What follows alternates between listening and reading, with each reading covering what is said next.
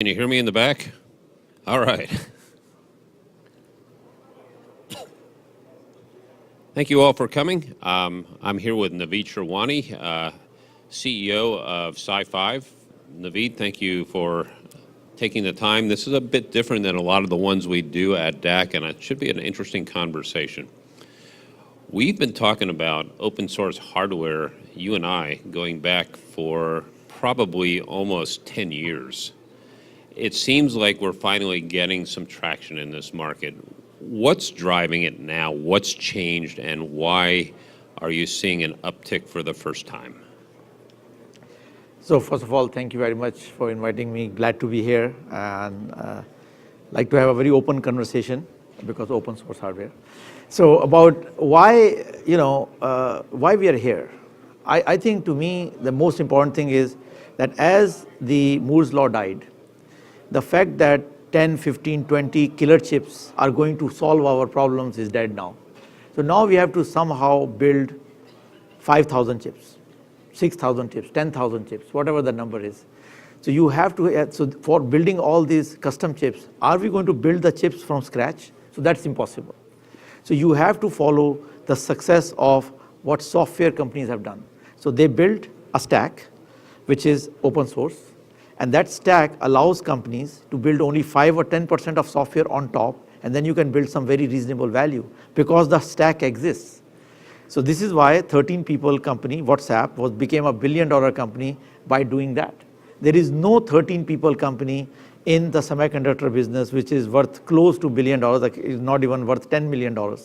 So that means that we need people who have 30 years experience. We need people who have very wide breadth of experience in order to build chips. This is not where the world is. This is now how the world is going to be. So we need to have an open source stack, young people, which we don't have many of, attracted by the ability to build new companies very fast, quickly, will come into our folds, and that is how we are going to survive. I think it's all about the survival of the semiconductor business. It's not just a trend or something. If we cannot do that, if we cannot bring young people, if we cannot build these stacks where it is possible to do these chips very, very fast, and I'm not meaning chips, I mean the whole system, very, very fast with very low cost, we as a industry are looking at extreme stagnation and really not the vision I have for this industry. And I think this is a commonly held opinion that we are leading to stagnation. I think you've just compressed the last 50 years into probably about a minute and a half. So let's back up and slow down here a little bit. First of all, your comment about Moore's law is dead. Not completely dead, not for everybody, but what are you seeing out there that's the problem? Obviously, it's getting more expensive, much more difficult. There are fewer companies moving forward. Yeah, so I think it has something to do with the fact that because we could compress a lot of applications onto a few killer chips. And if you look at the entire semiconductor infrastructure, most of the companies we have, they actually build killer chips. So if you take any company and they are built on 5, 10, 15 chips. Now if you ask them, now go build 1,000 chips because the market is segmented, IoT is a great example of that, they would not know what to do with it. Today, our entire design infrastructure is built on how to build killer chips, which will have huge volume, and the entire financing structure, design structure, and everything is centered around that. I think when I say Moore's law is dead, I mean the application of Moore's law to these segments is dead. You cannot use Moore's law to be serving the IoT business. You cannot be using Moore's law to serve a lot of the machine learning and the AI chips. Why? Because that depends on having one killer chip that you use scaling to get performance out of that. If the algorithm is changing every day, how will Moore's law help you? And this is exactly what is happening in machine learning. Every 3 months, the algorithm changes. So the idea is all about how do you turn a chip. Just like I think we don't know how to do 1,000 chips, we don't know how to turn a chip in 3 months. We don't. So unless we learn that, our innovation pattern is not going to be in line with what the market needs, and we are going to lead to stagnation. And this is why we're seeing, instead of just one core processor in a device, we went to multi-core, now we've gone to heterogeneous cores, right? Because we can't just build and continue to shrink everything into one single device. This is your starting point for this, right? That's right. So I like to say Moore's law has slowed down to a point where you can call it dead, but Amdahl's law is alive. So Amdahl's law is exactly what you're talking about, and that's what we should see in future as well. So as we start moving into custom silicon, where does open source fit into that? So I think, we have to think about how software people did it. And software people, what they did was, and this is a good example to follow, because you think about the valuation of software companies and look at the valuation of hardware companies. It's clear what. So what they did was, for everything in the stack, there is a free and open source available, and then you can always go buy yourself a better version. But what it means is that you can build a prototype based on the open source component. So I can imagine a world, and we actually have a program called Design Share.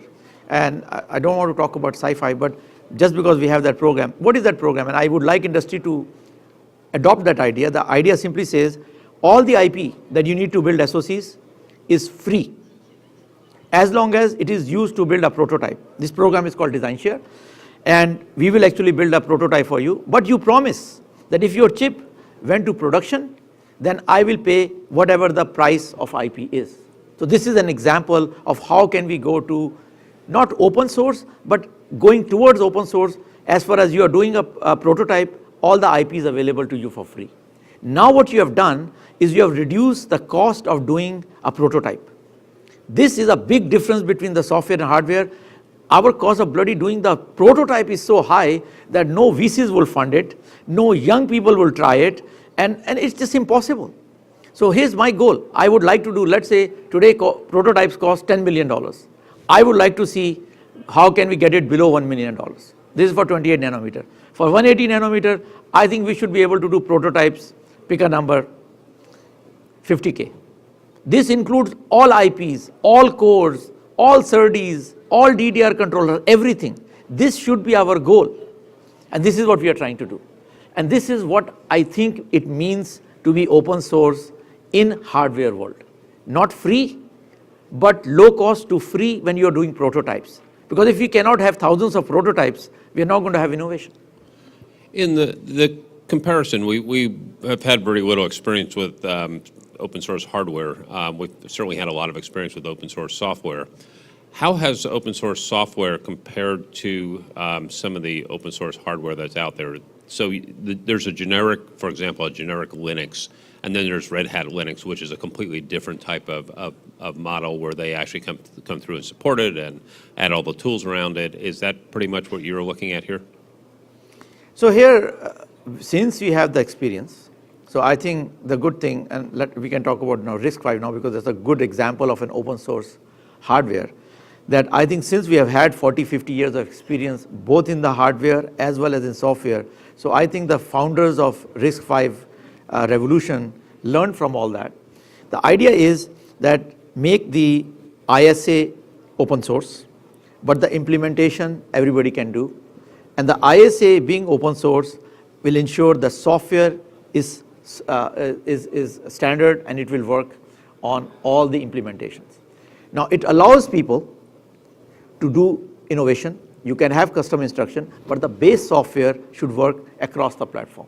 And the base platform should scale from 32-bit to 64-bit to 128-bit. So it's a future-proof, your software is future-proof, and it works across from very low-end cores to very high-end cores. So that, I think, is a potential of how we can reduce the cost of development and have the amortization of our investment across the entire platform. As you start getting into certain markets like safety critical markets, security, automotive, there's a concern on open source about is this as well supported as some of the proprietary developed software hardware, simply because there's a company standing behind it that you know who it is. Is there a concern about that in terms of this can be hacked easier than non-open source hardware, or is it the other way around? So I think I would refer you to the position of DARPA. So DARPA is adopting RISC-V across many programs. Why? It's because of one tagline they have. The tagline they have is the most safe is the one which is most open. One more time. The most safe is one that is most open. So safety does not come in the long run by a company standing behind it. Safety comes from the fact that everybody knows it. If there is a hole, everybody will know it. Then we will all fix it.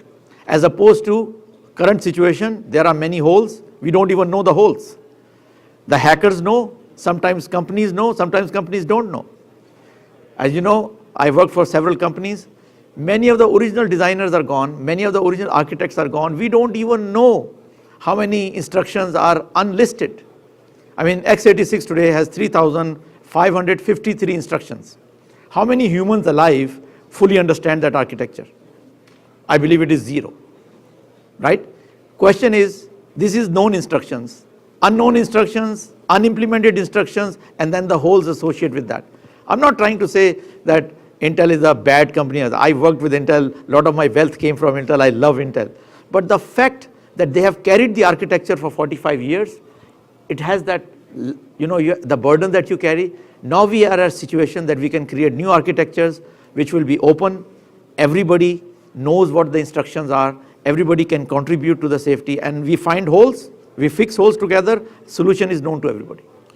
Do you foresee a RISC-V architecture, or do you see multiple RISC-V architectures? So exactly what you're talking about here about the backward compatibility and trying to make sure that what was there and still works, and when you find holes, security holes, for example, like Meltdown Inspector, then you close them up and move on and create a different architecture that's impermeable to that. I think RISC-V, again, I don't want to say that RISC-V is most incredible.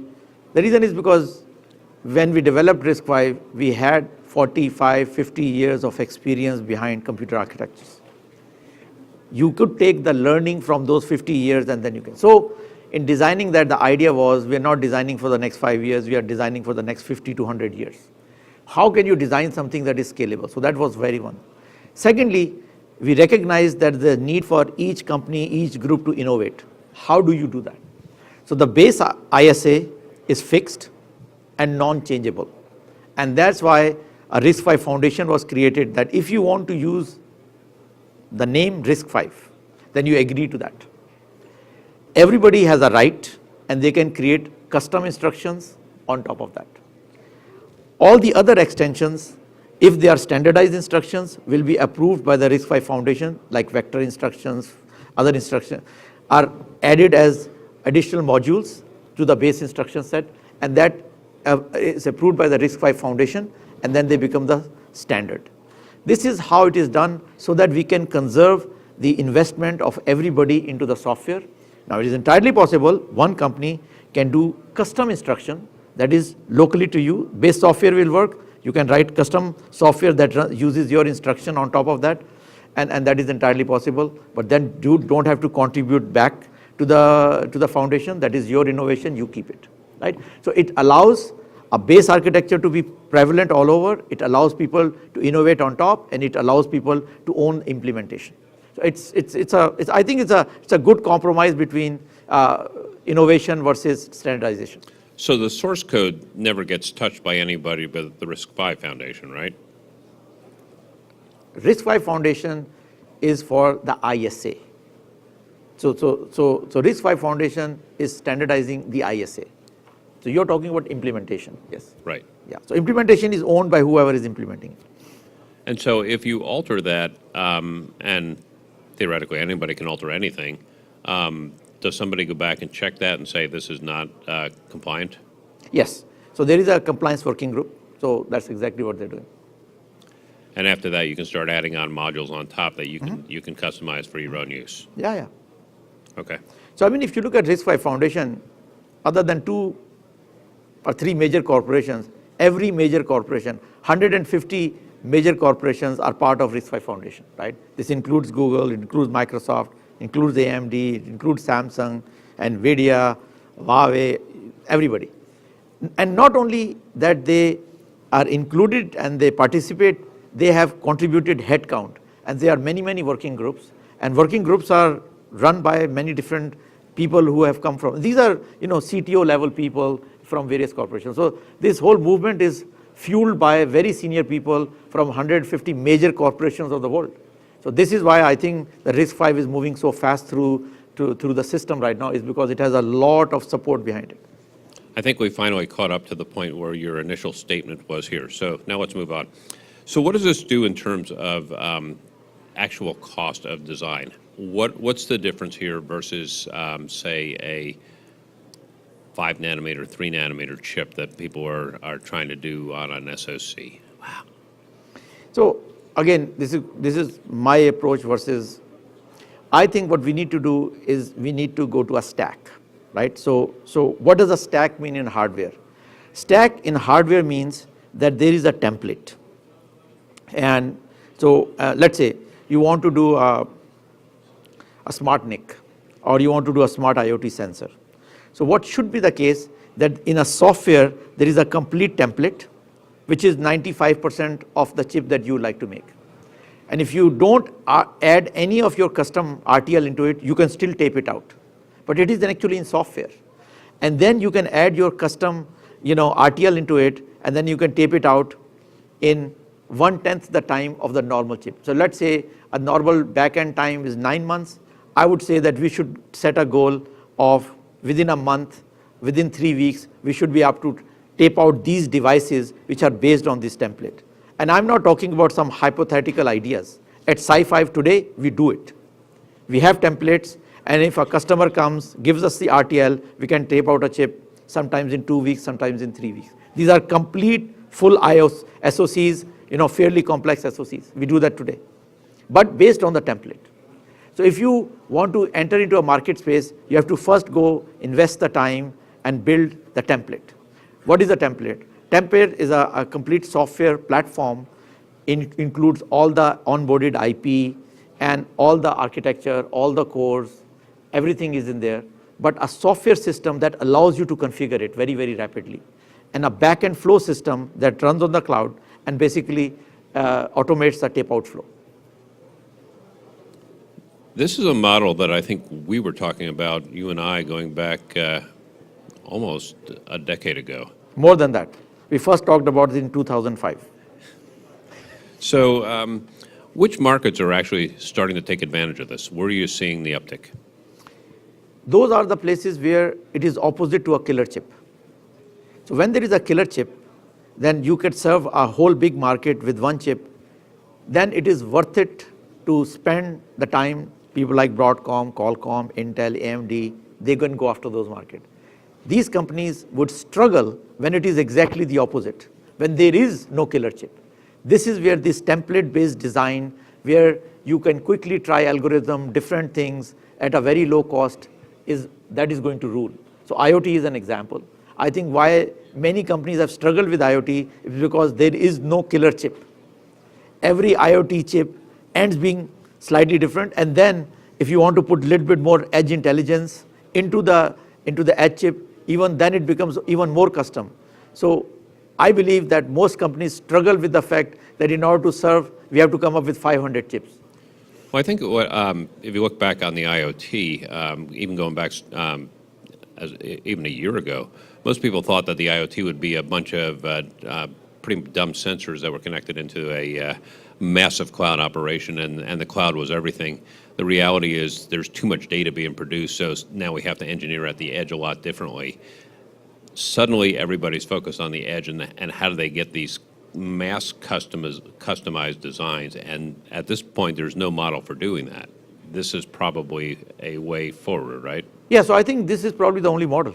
Because if you take a car, right? I mean, in a car, let's say lowest estimate 70 chips, high estimate 150, different kind of chips, because each sensor is different, and as you're correctly pointing out, that each sensor would need some kind of intelligence, and that intelligence has two problems. One, I don't know a priori what that intelligence is because the algorithm is changing, so I need to be able to do that.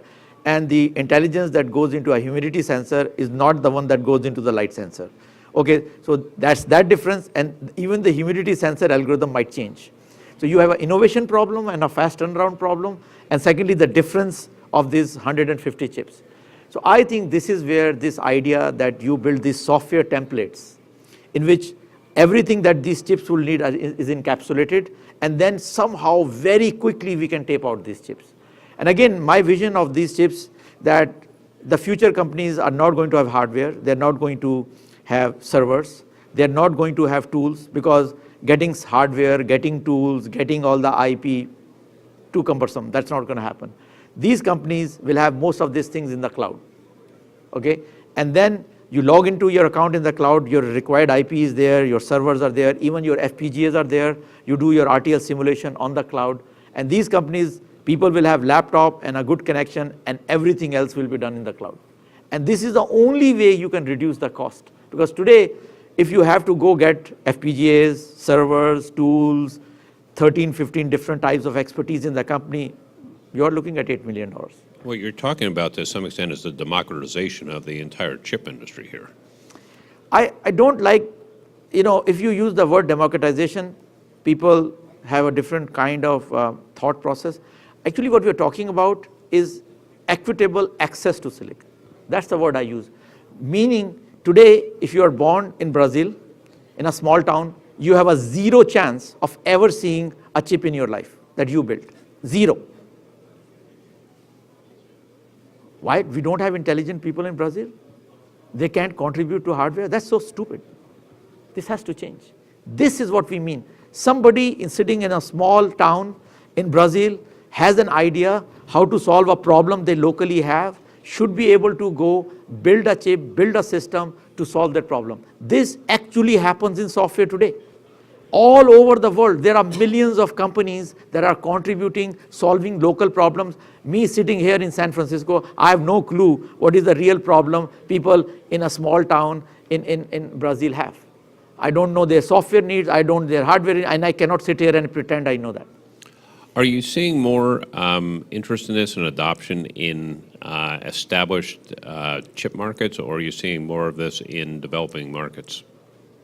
Actually, I believe all large companies, everybody is doing that today, because all of them have a problem of prototyping. No matter how big a company you have, inside your company, you have 50, 60 groups. A bigger companies have 200, 300 groups. Think about companies like Samsung. They have hundreds and hundreds of prototypes going on. What is the cost of doing prototypes? If they can make those prototypes very efficient, very quick, their innovation cycle is improved, right? So I think this is not just a problem for people who don't have money. It is a problem people who have money, but they don't have the time.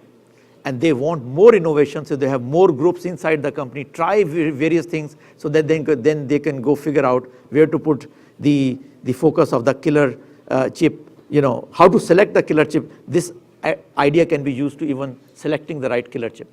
You mentioned DARPA before. One of the interesting things about DARPA is they've been really pushing a much more standardized, low-cost, very fast way to assemble chips as well. One of their approaches is a chiplet approach. How does RISC-V fit into that? So I think whenever you're putting together the SoCs, there are things that, based on the process, easy to do, and there are things which are very hard to do, because they have analog components and things like that. So what I think in my mind, a sort of a hybrid approach is what is the right thing. So there are going to be things that are very difficult to change from process to process. So those things are better encapsulated, hardened as a chiplet. Things which you can quickly turn around, the things that I'm talking about, they include soft codes and soft IPs and a lot of the RTL, and that you can do a quick turn, 1 week, 2 week, and then you can fab them, and then you can combine those prefabricated chiplets with the chiplets that you have built, put together then on a MCM, in future perhaps interposer, and then get these systems out. I think I think that's a very good approach to follow. One of the issues on a lot of devices that are coming out right now have to do with security. Security has been a growing problem for the entire chip industry, and it's about to get a lot worse as we connect more things together. Where does RISC-V and actually open source in general fit into that versus a proprietary type of approach? So I think, to me, I believe, just like DARPA, security comes from openness. There is no chance that 1, 2, 3 companies can come up with some security protocol which is proprietary to them and that will solve the world problem. Not happening. I think the opposite approach, which is what most governments around the world are now beginning to follow. Let's go for openness. Everybody knows the protocol, and then we use the protocol. That means the most amount of headcount will be working on that. So let's take that. So let's say we have a crypto standard for edge-to-edge security on any pipe. If that crypto standard is open, is much better if that crypto standard is closed. So I think this is where the world is going to evolve, and I think the RISC-V plays into role because we espouse to this idea that the ISA should be open and the discussion should be open, and then people can go implement whatever they want to do. But as soon as we all agree on the protocol and the protocol is open, I think that will help security across the board, up and down the system. Because the world has gone so heterogeneous, how do you see RISC-V playing with other types of chips and other chips that are out in the marketplace? Intel, ARM, you name it, AMD.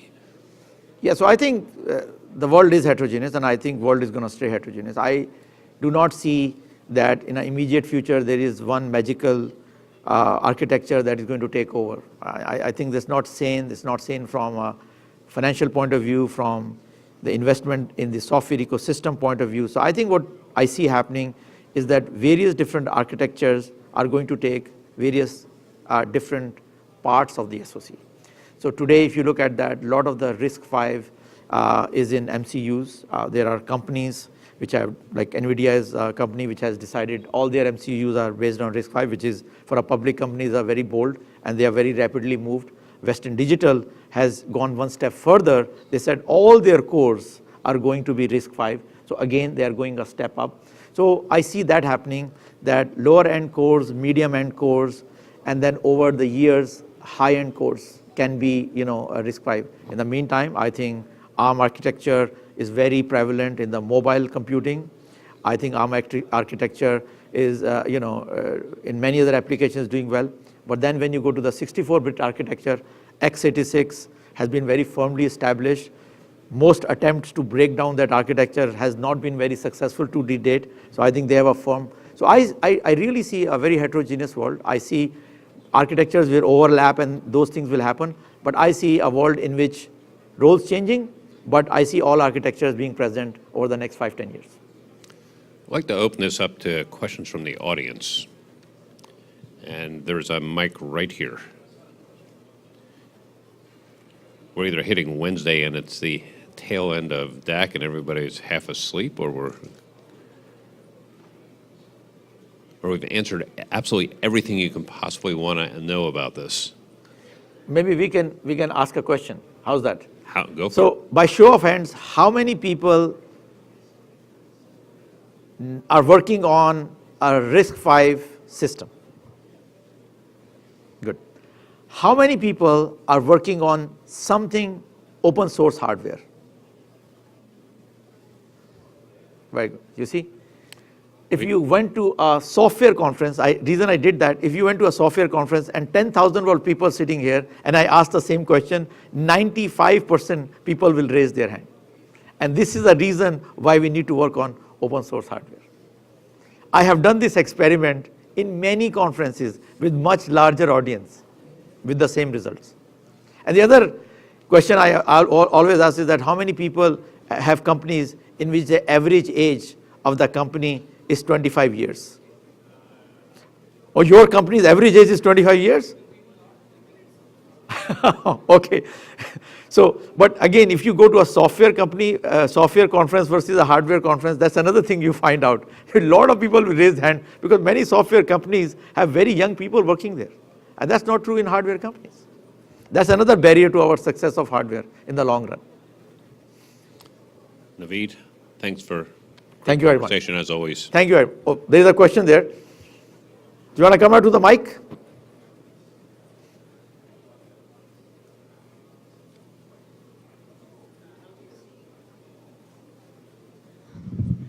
You're on. How do you see the GPU versus CPU battle, I guess, going forward in the near future? Well, first of all, it's a good battle. All of us have benefited from this battle. All good battles benefit, the consumers, and I think that's a good thing. While I see a lot of nice architectures coming up in the core CPU, that's not quite true in the GPU, right? So I think there is a lot of innovation possibilities in the GPU area, but I think 5 years out, that is not going to be the case. I think you will see both on the core CPU side and the GPU side, not only architecture innovation, but I think we'll also move from handwritten RTL, humans doing RTL, to more code generated and machine generated RTL, and even machine learning based systems that will generate this RTL. And as I go visit many universities, many interesting research projects are both in the CPU side as well as in the GPU side. So that's the innovation I see happening. Thank you. Thank you for interesting and inspiring story. I have a question about the security problem that you said that security Come closer to the mic. security will come from the openness, but RISC-V also has they govern the ISA, but they don't much care about the implementation. So when you implement the security in your IP, it's implemented outside of that governance, right? Then how would you make it perfect, I would say, to be secure? Could you connect that gap between the openness and then your proprietary implementation of the security? Sure. So, correct. But look at the today's situation. Today, the entire security is at risk because it's a proprietary. In future, if you use RISC-V, this part is based on the ISA, and this part is based on your proprietary implementation. So we have reduced the security problem from here to here. So it narrows down the security, and if you stay close to the standard, you'll be closer to the security. So that's in that way you solve the problem. Can you come up with a complete security solution? That would mean that everybody will have a standardized implementation. Then the problem would be, how would you innovate? So I think that's the reason why I don't believe that there is a standard implementation that everybody will follow. That would not be an economic model. So you talked about IP reuse. So where do we stand today in that front? On the IP reuse, I was talking more than that. IP reuse basically means methods, processes, systems, so that the same IP can be reused again and again, and you don't have to spend effort. What we are talking about is how can IP be used with low cost or no cost. So that particular name, we call it design share. So call it IP share. We would like all companies to contribute their IP into a pool where startups, university students, high school students can build chips without paying for IP, but they cannot build any production out of that. So that particular program is called design share. So where do we stand today? Today. Yeah. So two ways. Number one, many companies have, about 23 different companies have contributed their IP into that. Some companies you might know, Rambus is part of that, Analog Bits is part of that, RISC-V, Sci-5 has done that. And what we have done is we have made another announcement that for all universities worldwide and for all high schools worldwide, if you are a student anywhere in the world, we will make Sci-5 IP. This is not just the course, but all our software free. Okay? And we are asking our people who are in our design share to join us in that. But in the design share program right now, if you're a startup or you're a high school student, or if you want to use our flow, you can use the IP for no cost but no support. So it is not a burden on the IP company. So IP company won't even know that you're doing a chip, and they would care. Now if you want support, then you have to pay for it. So support, because it costs money to the company, yes, but if it is no support, then use it. We think, copying from the software model, many IP is used in software without support. So how does the support work? we create these chat rooms. We have created many chat rooms and WhatsApp groups, and people help each other. And that's actually a good model. In the middle of the night, 2 o'clock, you're doing something. I'm sure somebody in Brazil or somebody in India or China is doing the same thing. You put it on a chat group, I have this problem, this signal is high, this low, how do I toggle something? You get an answer in 5 minutes. If you're depending on a company support, you have to wait from 9 to 5, East Coast time. You see what I'm saying? It is actually might be even a better way of doing it. Yes? So what would be your approach to encourage all the ecosystem, like the application developer, library developer, as well as compiler developer to optimize their code on your RISC-V architecture? So we don't have to encourage. There's a gigantic revolution that is going on. There are something like 70 or 80 companies which are already doing that. And then there's a huge pool of people that are doing that. I mean, look at that. When the Linux was ported, I think in a matter of 1 month, if you look at all the Debian packages, we went from 0% to 90% or 85% in a matter of 1 month. All Debian packages are ported to the RISC-V Linux in a matter of 1 month. This is happening across many, how many simulation debugging tools? There are several dozen companies which offer that today, and they are increasing every week. So the software build, ecosystem build is happening at a very rapid rate. Okay, but most of the company you mentioned about is at the hardware level, right? So if you talk about the vertical market into different areas, they are not adopting that fast fashion yet. So is there any push from your internal company to do that? Or you see that adoption from outside, they're already motivated to do that? So our approach is actually, rather than going for a broad industry push, we are going based on our templates. So what we are saying is that let's complete a template. So let's say one thing we think we can contribute to the world is, let's say, take smart IoT sensor, right? If we have a smart IoT sensor template and all the software and all the hardware is onboarded on that, so that any other startup in the world can get their chip designed in a matter of a month or two and get a chip in their hand in a matter of less than 3-4 months, that would be a very good thing to do. So I think it is better to focus on these verticals, get these verticals done, and as there is more and more demand, more people want to do that, we go build that vertical. And that's our approach. All right, thank you. Naveed, one question. When do you think a meaningful Sockathon can be held, like hackathons? May not be in few days, but people can design a SOC based on the template you're talking about. They are already happening. Already happening. Already happening. So our plan is as follows, that for each country, like India, China, we are doing what is called a traveling hackathon. So Sci-Fi has created 10 kits. It arrives, let's say, in case of India, it will arrive in IIT Chennai. And we'll do a hackathon there. And the hackathon, basically 10 complete kits come up, and you can have 10 teams. And then when the hackathon is done, you pack it up and you send to the next university. We are contributing all the hardware for hackathon. We did one in Portland. We are doing one in San Jose. There are 3-4 in Israel. We are doing it. I think a couple of other countries. So whenever we find a professor who is willing to be the lead for the traveling hackathon, so we are starting in those countries. And so that's already happening. Excellent. Thank you, Naveed. Yeah, what you raised, the concerns you raised are very true. Like, I know some of my friends who did masters in electrical engineering, shifting to software, and even guys who have experience of like 5+ years considering that. So yeah, that's truly insightful.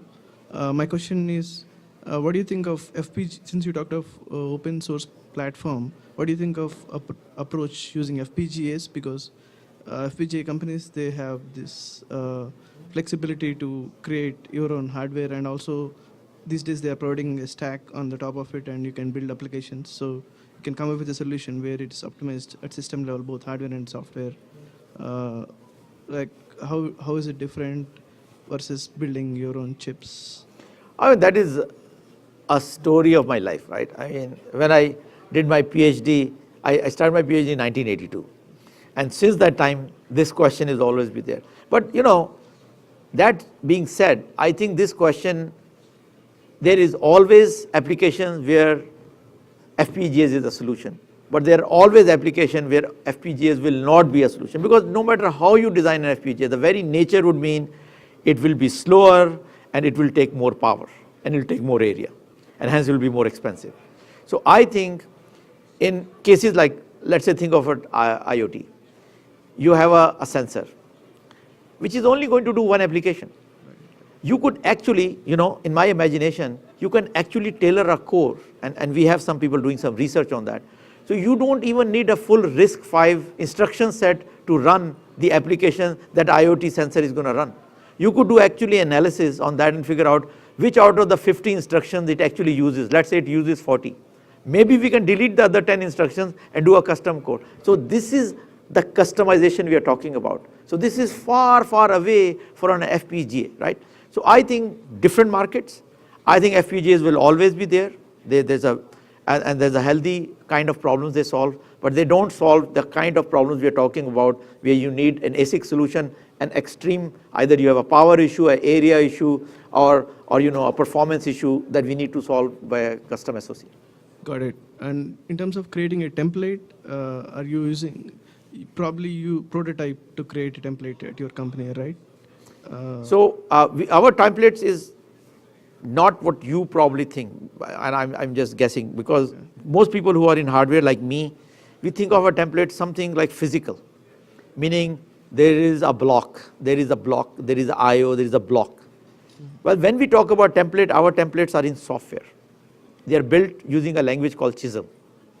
And in Chisel, what the productivity, if you think about that, if you are writing a microprocessor core, in Verilog, you might end up writing 1 million lines of code, right? In Chisel, this could be less than 1,000 lines of code, right? So that is a big difference. So we use Chisel to build these templates and test these templates. Typically, we do a prototype, and the prototype is actually done. Just take default options and just tape out a chip. And the question is, can you tape out a chip within a week or 2 or 3? I'll give you an example. 2 weeks ago, in our company, we taped out 4 chips on the same day. There is no company in the world today that has the courage to tape out 4 chips on the same day. We did. Why? Because humans are not driving that. So humans do the front end of the work, and they do modify the templates, they configure the templates. Once the template is configured, automated flow takes over. And then it takes the template all the way to actual physical GDS2, which then goes to TSMC. Got it. Thank you. All right. Should we wrap it up? We're done. Thank you. Naveed, it's always been interesting. Thank you. Thank you so much.